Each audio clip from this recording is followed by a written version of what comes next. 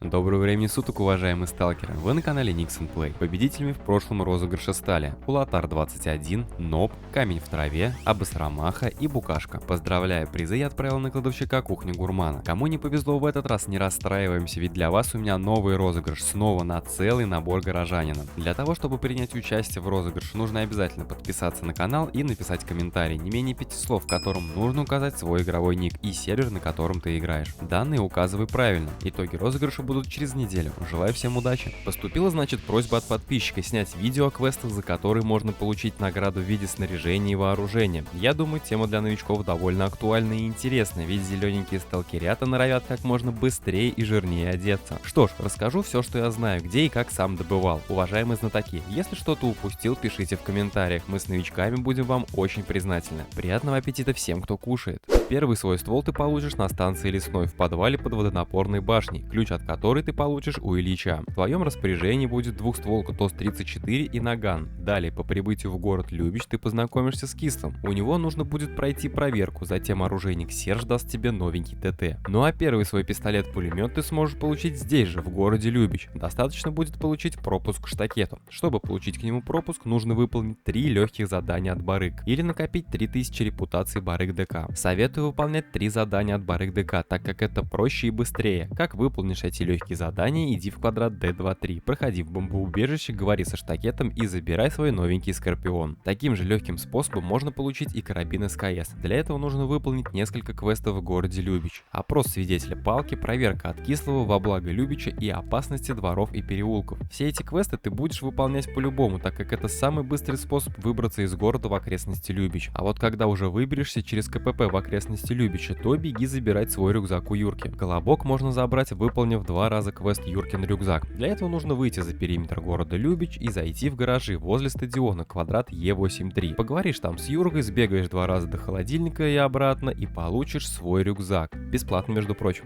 Возможно, огорчу тебя, сказав, что самые легкие квесты со снаряжением закончились. Теперь, мой друг, тебе придется попотеть. Не сказать, что невыносимо сложно, но побегать нужно, а где-то даже и заплатить придется. Сразу хочу обратить внимание на 2 данжа, пока не забыл про них. Первый — это экспедиция в логово Паугана. Сам данж добавлен давно, но его обновленной версии линейка квестов добавилась с выходом последнего игрового обновления. С тех пор за разовое прохождение данжа со взятым квестом охота на нулевой экземпляр ты получаешь Кольт М16А1. Проходится этот данж несложно, главное подобрать опытную компанию, возможно придется и заплатить, держу в курсе. Начало увлекательной линейки квестов берется у ученых в лагере Шлеймовича, локация окрестности Любич, квадрат Ай-3-2. Также в игру добавили новый, первый и единственный данж на локации Везувий, спуск в сердце Улья. Берется при репутации лагеря Эгида более 3000. Лагерь Эгида находится в квадрате Ай-4-4, локация Везувий. Единоразово за доставленный образец в награду выдается Сайга 12К, 2 магазина на 10 патронов к ней и бронежилет 6Б5 Улей. Награды с данжей для сталкера в начале своей карьеры очень даже хорошие. Когда я начинал играть, меня так никто не баловал. А пройти Улей, на мой взгляд, несложно. Самое сложное — это первый этап. Там нужно успеть за отведенное время отравить все грибы, попутно отстреливая толпы мутантов. В общем, углубляться я не буду, полный разбор этого ивента есть у меня на канале, ссылка на него в правом верхнем углу. Если ты играешь на сервере Евро, то советую обязательно обратиться за помощью в прохождении данжей в Discord сообщества Кубик Льда. Там отличные и дружелюбные ребята, сам пользуюсь этим сообществом постоянно. Раз уж я раздаю полезные советы, то держи еще один. Для того, чтобы увеличить добываемый полезный лут из мутантов и получать в 2 раза больше опыта в игре, вводи промокод Nixon в меню игры. Он подарит тебе премиум на аккаунт совершенно бесплатно. И совсем не важно, где ты играешь, Steam, ВК или Launcher, промокод работает абсолютно везде. Только есть одна загвоздка. Время его использования ограничено, так что советую поторопиться и забрать свой подарок. Следующий интересующий нас персонаж — это Рома Сибиряк. Поселился он на локации Аэропорт в квадрате Б33. Задание называется «Мастер на все руки». По этому заданию Роман требует принести ему 3 стальные пластины, 15 гаек, 3 биметаллических пластины, 3 металлические пластины и 3 пластины стеклотекстолита. Принеся ему все эти материалы, ты получишь награду за задание «Мастер на все руки». Открыв этот мешок, с небольшим шансом ты можешь получить одну из наград: ППШ,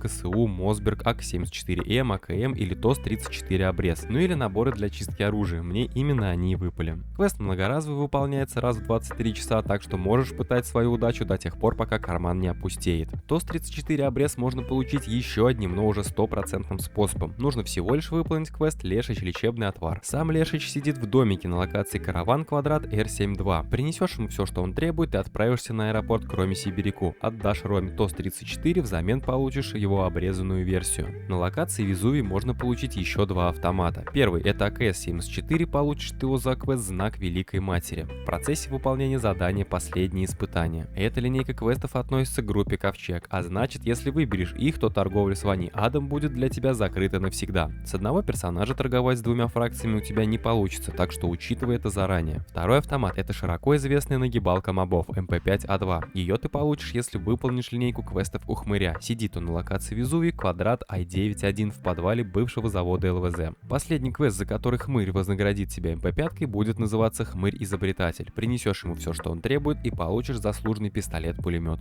С ассортиментом предлагаемых по квестам бронежилетов в игре дела обстоят похуже, чем с оружием. Всего лишь 2 квеста в игре выдают награду с возможностью получения бронежилета. И, естественно, за исключением данжа «Спуск к сердцу Улья», так как ранее я указывал за него награду. Первый квест — это «Худой мир. Воровское солнце», и второй — «Преступление и наказание. Конец Радика». За оба квеста ты получишь кейс с упакованной броней, из него с определенным шансом выпадает один из бронежилетов — ПАС-ГТ, М1952, 6Б1 или 6Б3. Также добавлю, что на начальном этапе развития своего персонажа ты сможешь обменять двухстволку ТОС-34 на бронежилет 6Б2. Совершить данный обмен сможешь с Арсеном, стоит он рядом с кладовщиком в деревне Гурмана. Квадрат Е63, локация окрестности Любич. Почему я не указывал и не рассказывал всю информацию подробно о каждом квесте в линейке, что и куда нужно нести? Ведь ты же меня знаешь, мой дорогой сталкер, не люблю я говорить без дела. А как же мне искать информацию, если я новичок, спросишь ты? Да все просто, смотри. Заходишь на сайт Силовики, пишешь название квеста, который я указывал в каждом пункте, и рассматриваешь всю линейку квестов. Там указана абсолютно вся информация, поэтому мне совершенно незачем все это повторять. Ну а на этом я заканчиваю свое видео, а тебе желаю отличного настроения. Не забудь подписаться на канал и написать комментарий. До скорых встреч в зоне, брат сталкер. Иди, не мозоль глаза.